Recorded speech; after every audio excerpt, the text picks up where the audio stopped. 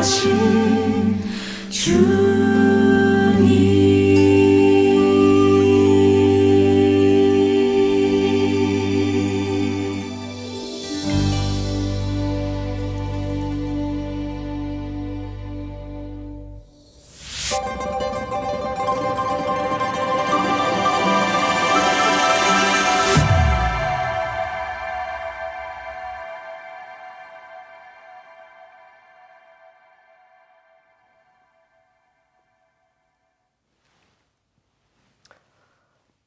행복한 안식일을 시작하는 시간이 되었습니다. 이제 함께 찬미를 부르시면서 이 예배를 열어가겠습니다. 처음에 부르실 찬미는 239장 찬미입니다. 주 예수 해변서. 혼성중창 찬양팀의 찬양 인도로 함께 부르시겠습니다.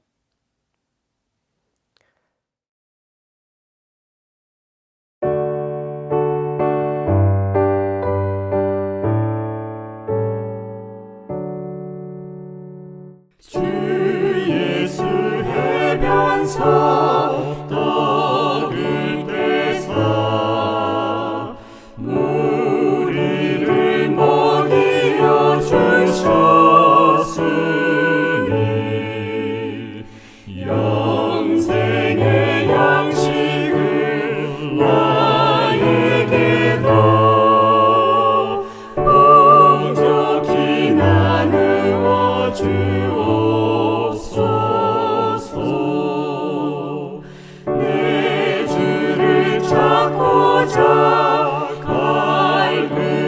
갈급하여 생명의 말씀을 원하이다.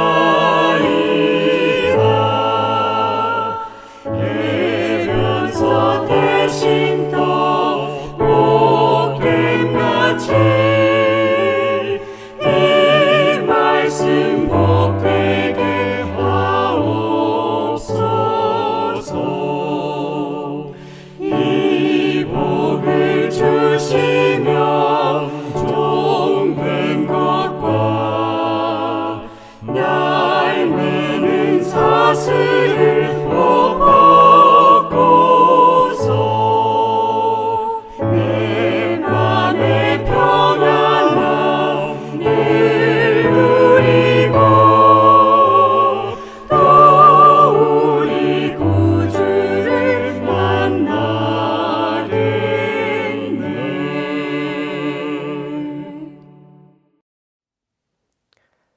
다음 찬미는 642장 찬미입니다. 내 평생에 가는 길.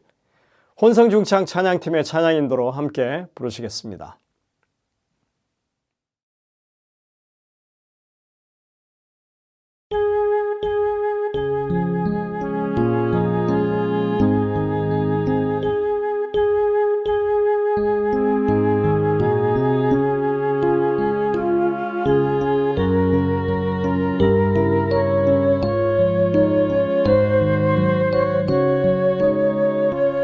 내 평생에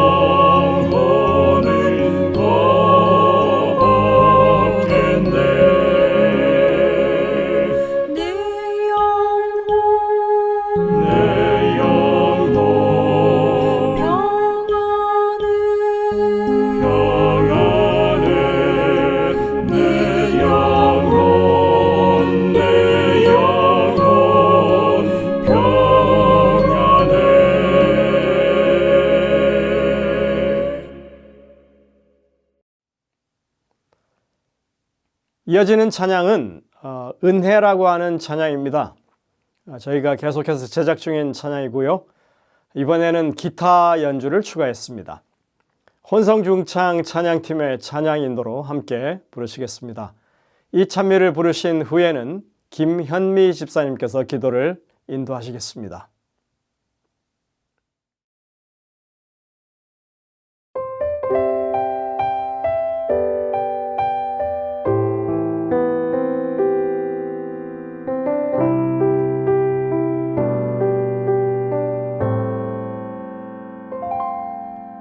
내가 누려왔던 모든 것들이 내가 지나왔던 모든 시간이 내가 걸어왔던 모든 순간이 당연한 것 아니라 은혜였소. 아침에가 뜨고 저녁에 노을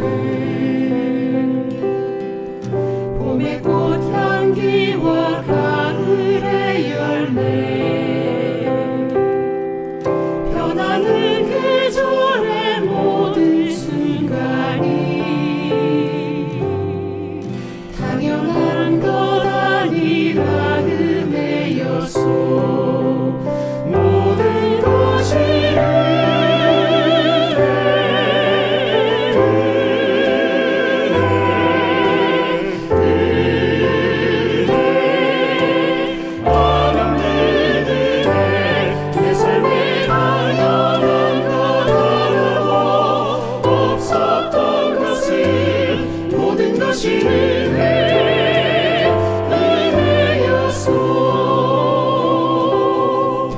내가 이 땅에 태어나 사는 것 어린아이 시절과 지금까지 숨을 쉬며 살며 꿈을 사 당연한 것 아니라 은혜였소. 내가 하나님의 자녀로 살며 오늘 찬양하고 예배하는 삶 복음을 전할 수 있는 축복이 당연한 것 아니라 은혜였소. 모든 것이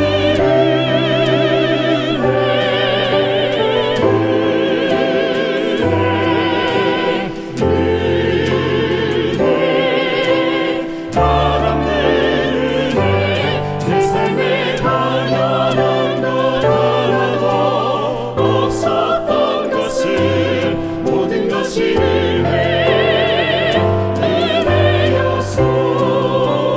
모든 것이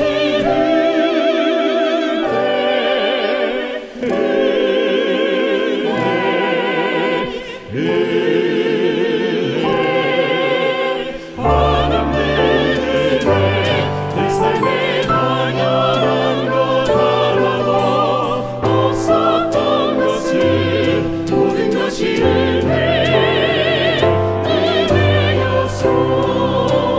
모든 것이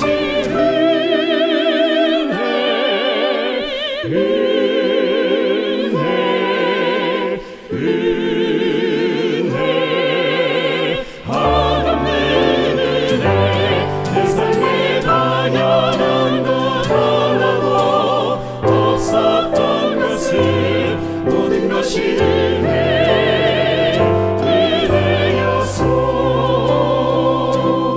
모든 것이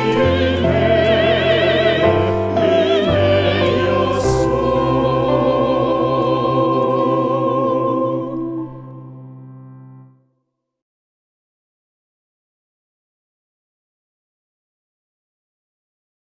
사랑과 은혜가 충만하신 하나님 아버지, 지난 한 주간 세상 속에서 지치고 분주했던 저희들과 늘 함께 해주시고 붙들어 주신 주님의 은혜에 감사드리며 이 시간 겸손한 마음으로 주님 앞에 나왔습니다.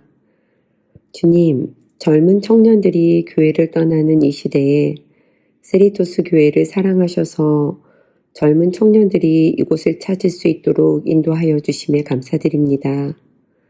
저희들의 소명이 그 영혼들을 주님께 인도하는 것임을 항상 잊지 않고 그들을 위해 기도하고 기꺼이 역할을 할 수 있는 저희가 되게 하여 주시옵소서.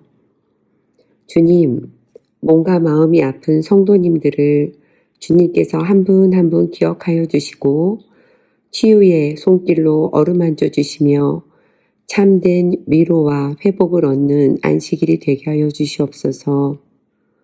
또한 사업과 삶의 무기로 힘들어하는 성도님들을 기억하여 주시고 낙심하지 않고 다시 일어날 수 있도록 풍성한 은혜를 베풀어 주시옵소서.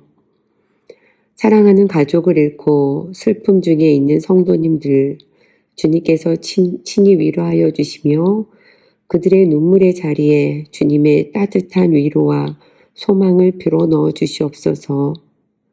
이 시간 조성진 목사님을 통하여 말씀을 들을 때에 그 말씀이 우리에게 생명이 되고 삶을 변화시키는 능력이 되게 하여 주시옵소서. 예수님의 이름으로 기도드렸습니다. 아멘.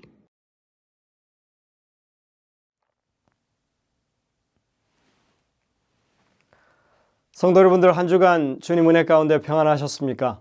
오늘 맞이하는 이 안식일이 충만한 기쁨과 하나님께 주시는 참다운 평강이 넘치는 귀한 안식일 되시기를 간절히 바랍니다. 지난주에 저희들은 사경회를 통해서 마지막 때를 위한 하나님의 백성들의 삶이 어떠해야 하는지 많은 교훈을 얻었다고 봅니다. 저희는 에녹에 대해서 들었고 무드셀라의 삶에 대해서 그리고 노아의 생애와 사역을 배웠습니다. 그리고 그것을 통해서 오늘날 우리가 세상을 향해서 펼쳐야 할 전도 사명이 어떤 것인지를 생각하게 되었습니다. 이전보다 더 분발하고 열심을 내어서 하나님의 구속의 사랑을 증거하는 것이 우리 모든 성도들이 해야 할 일이라고 하는 것을 다시 한번 깨닫게 되었습니다. 올 한 해에는 우리의 삶의 모습을 통해서 하나님께로 돌아오는 그런 영혼들이 생겨나도록 여러분들이 열심히 말씀에 성실하게 살고 또 선교하는 그 일에 매진하게 되시기를 바랍니다. 아울러서 오랫동안 교회를 나오지 못하는 분들을 위해서도 기도해 주시고 그분들의 신앙 회복을 위해서 우리가 노력해야 할 때라고 생각됩니다. 또 우리의 자녀들을 위해서도 부단한 기도를 드려야 하는 그런 상황입니다. 교회는 기도하는 곳이라고 말씀하셨죠. 더욱 열심을 내서 우리 모두가 함께 기도 사역에 동참하게 되시기를 간절히 바랍니다. 오늘 저녁에는 베이커스필드 교회를 섬기시는 조성진 목사님께서 말씀을 준비하셨습니다. 이제 준비된 특창을 들으신 후에 하나님의 말씀을 듣도록 하겠습니다. 은혜가 가득 넘치는 귀한 시간 되시기를 간절히 바랍니다.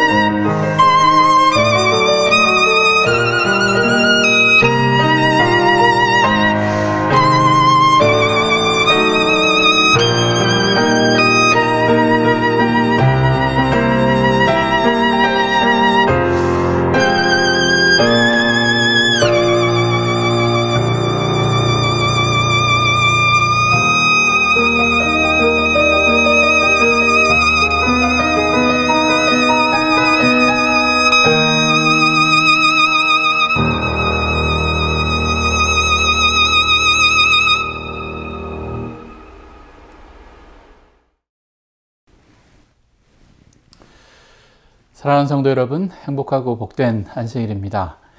이 귀한 안식일에 하나님의 다함이 없는 복이 여러분과 여러분의 가정에 함께 하시길 주의 이름으로 축원합니다. 우리가 잘 아는 3M의 스펜서 실버라고 하는 화학자가 있었습니다. 그는 아주 특별한 본드를 만들고 싶어 했습니다. 이런저런 화합물을 함께 이렇게 섞어서 절대로 떨어지지 않는 본드를 만들기 위해서 실험을 거듭했죠. 그러던 중에 잘 붙지도 않고 금방 떨어지는 이상한 접착제를 만들게 됐습니다. 그가 만든 접착제는 회사에서 이건 쓸모가 없다라고 하면서 인정받지 못했습니다. 또 그의 발명품은 그렇게 창고에 버려져 있었죠. 몇 년이 지난 후에 그의 동료가 그 접착제를 우연히 발견하고 성경책에 북마크로 붙여봤습니다. 그 결과 세계적인 발명품인 포스트잇이 발명되게 된 것입니다. 사람들이 그 쓰임새를 찾지 못해서 그 버린 발명품들이 실제로는 세계적인 발명품이 되었던 것이죠. 마가복음 12장 10절에서 11절의 말씀을 읽겠습니다. 너희가 성경의 건축자들이 버린 돌이 모퉁이의 머릿돌이 되었나니 이것은 주로 말미암아 된 것이요 우리 눈에 놀랍도다 함을 읽어보지 못하였느냐 하시니라. 오늘 성경에도 같은 이야기를 찾아볼 수 있습니다. 건축자들이 버린 돌에 대한 이야기입니다. 이 버려진 돌에 대한 이야기를 통해서 오늘 말씀을 함께 묵상해 보려고 합니다. 건축자들이 버린 돌에 대한 이야기는 예수님께서 직접 하신 말씀 가운데 포함되어 있습니다. 이 이야기를 이해하려면 단순히 건축자들이 버린 돌이 포함된 그 내용 전체를 함께 이해해야 합니다. 이 이야기의 시작은 이랬습니다. 마가복음 11장 1절에서 2절의 말씀입니다. 그들이 예루살렘에 가까이 와서 감람산 벳바게의 베다니에 이르렀을 때에 예수께서 제자 중 둘을 보내시며 이르시되 너희는 맞은편 마을로 가라. 그리로 들어가면 곧 아직 아무도 타보지 않은 나귀 새끼가 메어 있는 것을 보리니 풀어 끌고 오라. 이 장면은 예수님께서 십자가에 달려 돌아가시기 바로 전에 있었던 일입니다. 예루살렘으로 들어올 때 많은 사람들이 예수님을 반겼습니다. 자신들의 옷을 벗어 깔고 또 나뭇잎을 깔아서 왕이 입성하는 것처럼 반긴 것입니다. 마가복음 11장 15절에서 19절의 말씀입니다. 그들이 예루살렘에 들어가니라. 예수께서 성전에 들어가서 성전 안에서 매매하는 자들을 내쫓으시며 돈 바꾸는 자들의 상과 비둘기 파는 자들의 의자를 둘러 엎으시며 아무나 물건을 가지고 성전 안으로 지나다님을 허락하지 아니하시고 이에 가르쳐 이르시되 기록된 바 내 집은 만민이 기도하는 집이라 칭함을 받으리라 하지 아니하였느냐. 너희는 강도의 소굴을 만들었도다 하시매 대제사장들과 서기관들이 듣고 예수를 어떻게 죽일까 하고 꾀하니 이는 무리가 다 그의 교훈을 놀랍게 여김으로 그를 두려워함이로라. 그리고 날이 저물매 그들이 성 밖으로 나가더라. 예수님의 사역을 통틀어서 두 번의 성전 정결이 있었습니다. 첫 번째 성전 정결을 보면서 마음에 큰 감동을 받아서 예수님을 찾아갔던 인물이 있었죠. 바로 니고데모입니다.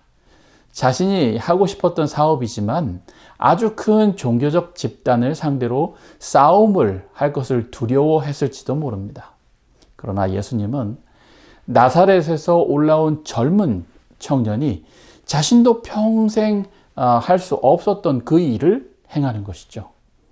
그것이 첫 번째 성전 정결이었습니다. 그리고 마가복음 11장에 나오는 이 장면은 예수님께서 예루살렘으로 입성하신 후에 있었던 성전 정결 사업입니다.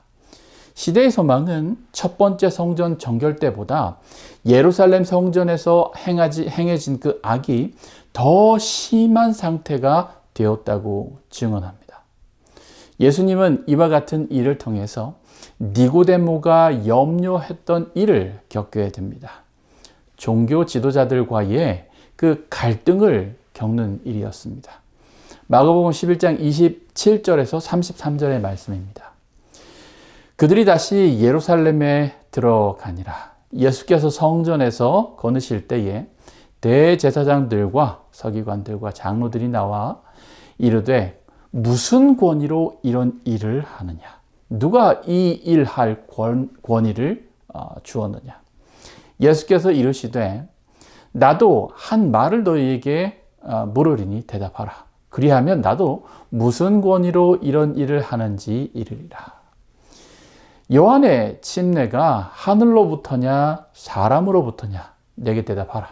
그들이 서로 의논하여 이르되 만일 하늘로부터라 하면 어찌하여 그를 믿지 아니하느냐 할 것이니 그러면 사람으로부터라 할까 하였으나 모든 사람이 요한을 참 선지자로 여김으로 그들이 백성을 두려워하는지라.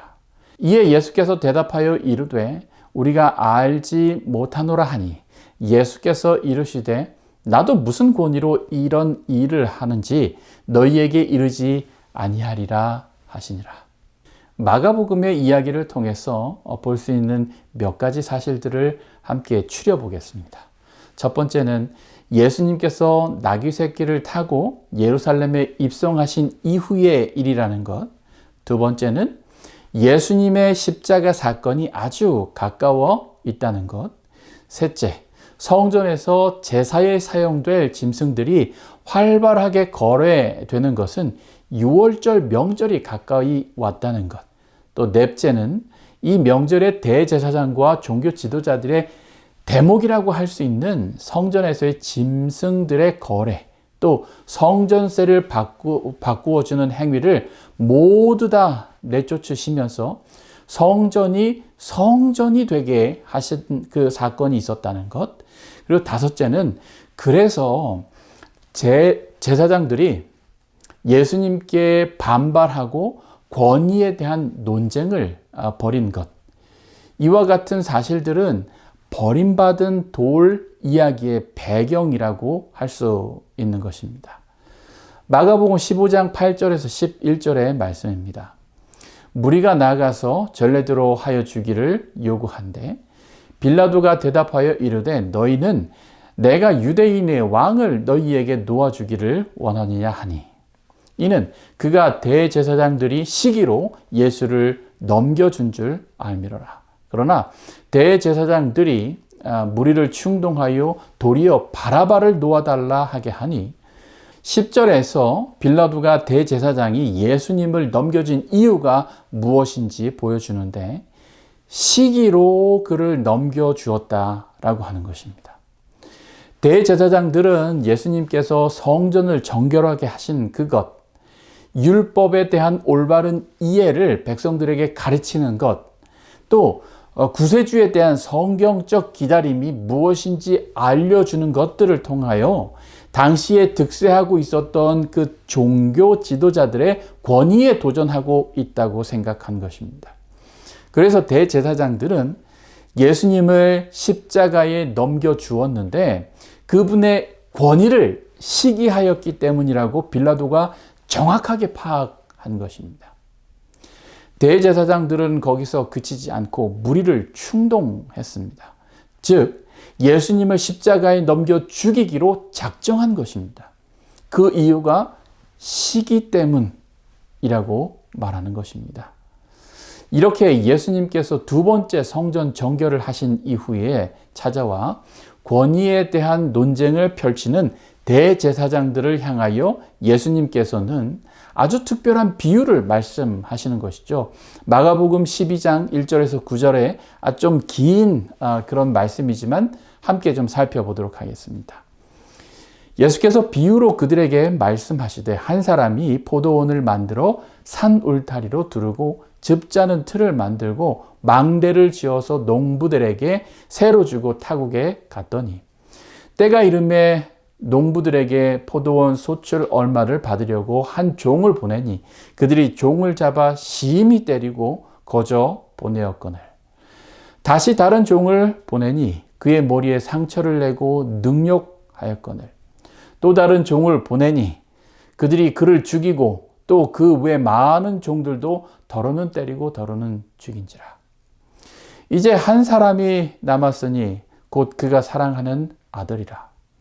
최후로 이를 보내며 이르되 내 아들은 존대하리라 하였더니 그 농부들이 서로 말하되 이는 상속자니 자 죽이자. 그러면 그 유산이 우리 것이 되리라 하고 이에 잡아 죽여 포도원 밖에 내 던졌느니라. 포도원 주인이 어떻게 하겠느냐? 와서 그 농부들을 진멸하고 포도원을 다른 사람들에게 주리라. 이 말씀은 포도원의 비유입니다. 이 포도원의 비유는 하나님께서 당신의 종들을 하나님의 백성들에게 보내셔서 회개하게 하시려고 했었지만 그들은 그 종들을 능욕하고 상처를 입히며 심지어 죽이기까지 했습니다. 그리고 왕의 아들을 보냈을 때 그들은 그 아들을 죽인 것입니다. 마가복음 12장 12절의 말씀입니다. 그들이 예수의 이 비유가 자기들을 가리켜 말씀하신 줄 알고 잡고자 하되 무리를 두려워하여 예수를 두고 가니라. 마가복음 12장 12절에는 대제사장들이 누구를 향하여 말씀하신 비유인지 잘 파악을 하고 있음을 알려주고 있습니다. 그렇게 왕의 종들을 해하고 죽이고 또 그의 아들을 죽인 사람들을 비유를 통하여 고발하고 있고 그 당사자들이 자기들이라고 하는 그 찔림을 받은 것입니다. 그렇게 예수님은 건축자들의 버린 돌에 대한 말씀을 하시는 것이죠. 여기서 돌은 누구인지 아시겠습니까? 바로 예수님이시죠. 대제사장들과 논쟁에 있어서 건축자들의 버린 돌에 대한 예언을 본인에게 적용하셨고 또 그 돌을 버린 사람들이 대제사장들이라고 하는 것을 지적하시는 것입니다. 이 예언은 실제로 그렇게 되었습니다. 이미 살펴본 바와 같습니다. 그러면 도대체 건축자들이 버린 돌 이야기는 어디에서 온 것이고 무슨 뜻일까요? 열왕기상 6장 7절의 말씀인데요. 이 성전은 건축할 때에 돌을 그 뜨는 곳에서 다듬고 가져다가 건축하였으므로 건축하는 동안에 성전 속에서는 방망이나 도끼나 모든 철 연장 소리가 들리지 아니하였으며 그 당시에 이런 기술력이 있었다라고 하는 사실이 놀라울 뿐입니다.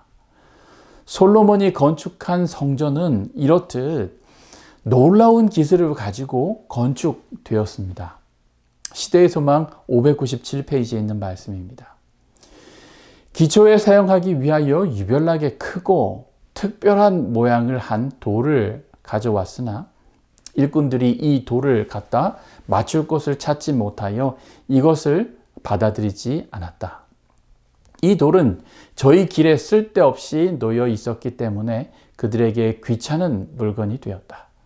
오랫동안 이 돌은 버려져 있었다. 그러나 건축자들은 모퉁이 돌을 놓기 위해 와서는 특별한 장소에 맞으며 그 위에 올려놓을 큰 무게에 견딜 수 있는 충분한 크기와 강도와 적당한 모양을 갖춘 돌을 오랫동안 찾았다. 만약 그들이 이 중요한 곳을 위하여 현명하게 선택하지 못하면 온 건물의 안전이 위태롭게 될 것이었다. 그들을 햇빛과 서리와 큰 폭풍에 견딜 수 있는 돌을 찾아야만 하였다.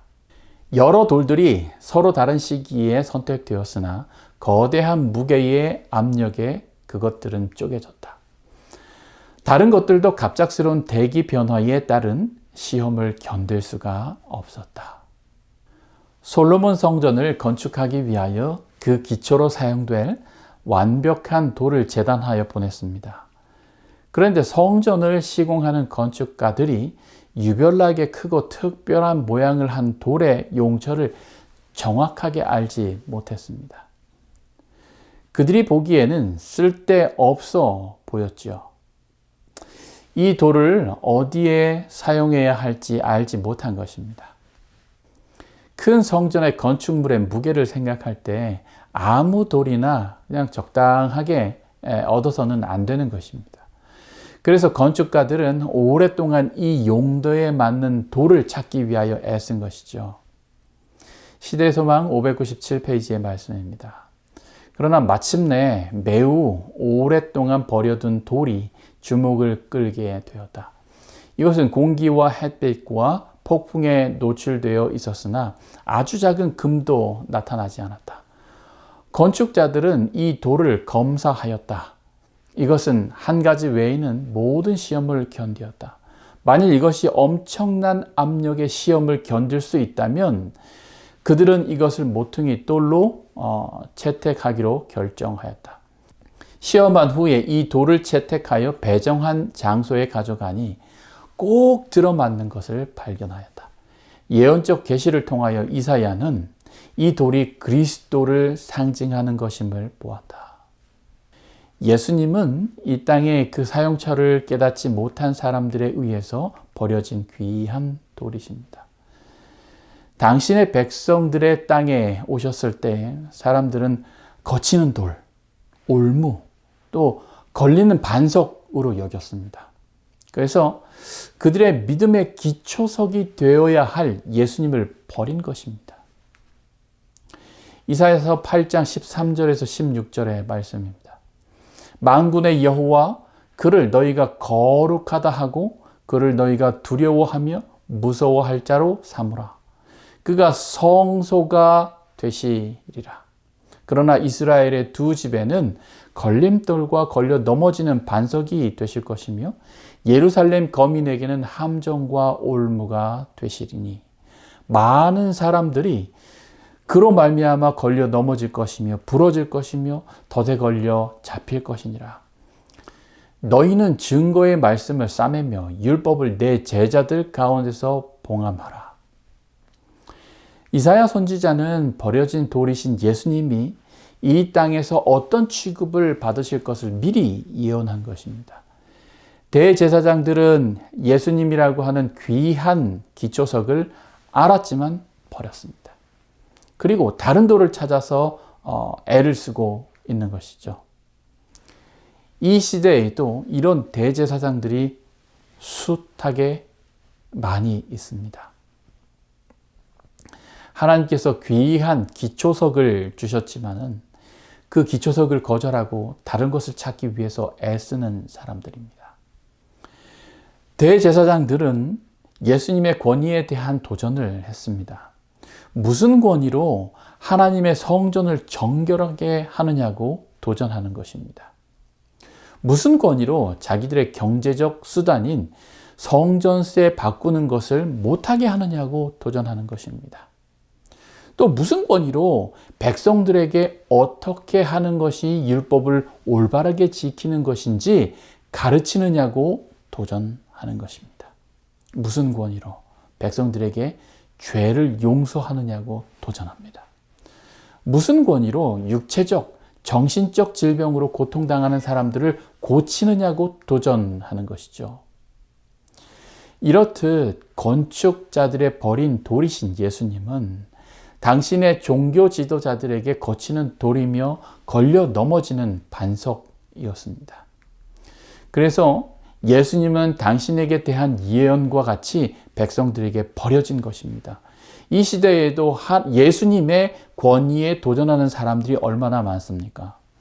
내 삶의 주인은 나인데 예수님은 무슨 권위로 하나님의 율법에 자꾸 순종하라고 요구하는 것일까?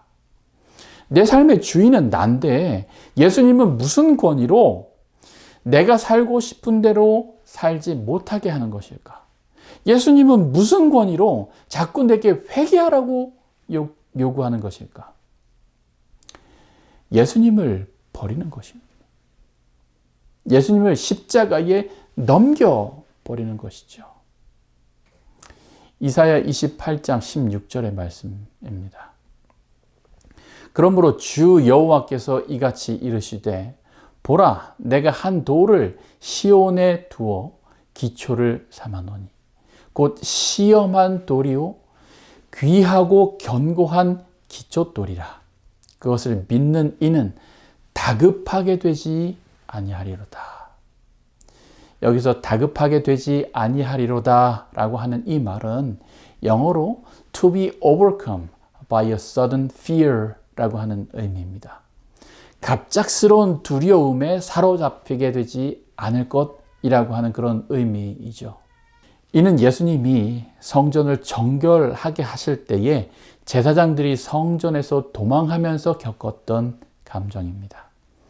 화이트의 글을 묶어 묵상집으로 만든 마음으로부터라고 하는 책 172페이지의 말씀입니다. 왜 그리스도께서 성전뜰에 들어오실 때 분노가 일으켜졌는가? 그의 눈은 그 장면을 쓸어보셨고 그 안에서 하나님에 대한 불명예와 백성에 대한 압박을 보셨다. 그는 소들의 울음소리, 양들의 울음소리, 사고파는 사람들의 말다툼을 들으셨다. 하나님의 뜰에서도 제사장과 지도자들이 거래에 참가했다. 그들의 관심이 그에게 향하자 그들은 그의 얼굴에서 눈을 떼지 못했다. 그의 얼굴에는 경외와 두려움을 일으키는 어떤 것이 있었다. 그는 누구인가? 겸손한 갈릴리 사람, 아버지와 함께 그의 직업을 하셨던 목수의 아들. 그러나 그들은 그를 바라보며 자신들이 심판대 앞에 선 것처럼 느꼈다. 시대의 소망 590페이지에 있는 말씀도 읽겠습니다. 다시 예수님의 날카로운 시선이 신성성이 더럽혀진 성전의 뜰을 훑어보았다. 모든 사람들의 시선이 그분에게로 쏠렸다. 제사장과 관원, 바리새인과 이방인이 놀라움과 두려움으로 저희 앞에 하늘의 왕의 존엄으로 서 계신 그리스도를 바라보았다.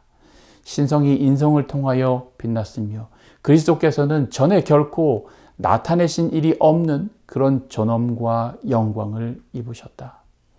그분 곁에 제일 가까이 섰던 제자들은 군중이 허락하는 한 멀리 물러섰다. 몇몇 제자들을 제외하고 구주께서는 홀로 서 계셨다. 모든 소리가 그쳤다. 깊은 침묵은 견딜 수 없을 것 같았다. 그리스도께서는 기록된 바와 내 집은 기도하는 집이라 일컬음을 받으리라 하였거늘 너희는 강도의 구려를 만드는도다 라고 마치 큰 폭풍우처럼 백성들을 뒤흔드는 능력으로 말씀하셨다. 그분의 음성은 나팔소리처럼 온 성전을 울렸다. 그분의 얼굴에 나타난 불쾌함은 마치 삼키는 불처럼 보였다. 그분은 권위를 가지고 그것을 여기서 가져가라 명령하셨다. 모두가 예수님 앞에서 두려움에 떨었습니다. 그러나 예수님을 그들의 믿음의 기초로 삼은 자들은 두려움이 없는 것입니다. 시대의 소망 597페이지에 있는 말씀도 보겠습니다. 그러나 마침내 매우 오랫동안 버려둔 돌이 주목을 끌게 되었다. 이것은 공기와 햇빛과 폭풍에 노출되어 있었으나 아주 작은 금도 나타나지 않았다. 건축자들은 이 돌을 검사하였다. 이것은 한 가지 외에는 모든 시험을 견디었다. 만일 이것이 엄청난 압력의 시험을 견딜 수 있다면 그들은 이것을 모퉁이 돌로 채택하기로 결정하였다. 시험한 후에 이 돌을 채택하여 배정한 장소에 가져가니 꼭 들어맞는 것을 발견하였다. 예수님은 우리의 신앙의 기초가 되십니다. 예수님은 모든 시험을 견디어 승리하신 분으로 우리의 믿음과 신앙의 기초가 되기에 충분하신 분이십니다. 예수님을 버리지 않기를 바랍니다. 오직 예수님 밖에는 우리의 신앙의 기초가 될 수 있는 어떤 것도 없는 것입니다. 자신의 권위에 대한 도전으로 여기며 예수님을 버렸던 어리석은 제사장들과 같이 우리의 보잘것없는 권위에 대한 도전으로 여기면서 예수님을 우리의 삶에서 버리는 어리석은 사람들이 되지 않게 되기를 바랍니다. 예수님을 우리의 삶의 기초로 삼는 사람, 예수님을 우리의 삶의 신앙의 기초로 삼는 그런 사람, 예수님을 우리의 구세주로 믿는 기초로 삼는 그 사람은 심판의 시간에 절대로 다급하게 되지 않을 것입니다. 왜냐하면 예수님이 우리의 믿음의 기초가 되기 때문입니다. 우리 모든 성도들이 이와 같은 교훈을 가지고 이 안식일에도 예수님을 기억하는 귀한 안식일이 되기를 주의 이름으로 축원하면서 말씀을 드리겠습니다. 하늘에 계신 아버지 하나님, 우리의 신앙과 믿음의 기초이신 예수님을 주셔서 감사합니다. 우리의 삶에 예수님이 기초석이 되셔서 흔들리지 않는 신앙을 갖게 해주시고 모든 시험을 견디신 예수님과 같이 어떤 시험에도 넘어지지 않는 신앙인이 되게 인도하여 주옵소서. 귀한 안식일입니다. 하나님이 우리의 아버지가 되심을, 예수님이 우리의 구세주가 되심을, 성령 하나님이 우리의 삶을 인도하시는 분이심을 기억하는 시간이 되게 인도하여 주시옵기를 예수 그리스도의 이름으로 기도합니다. 아멘.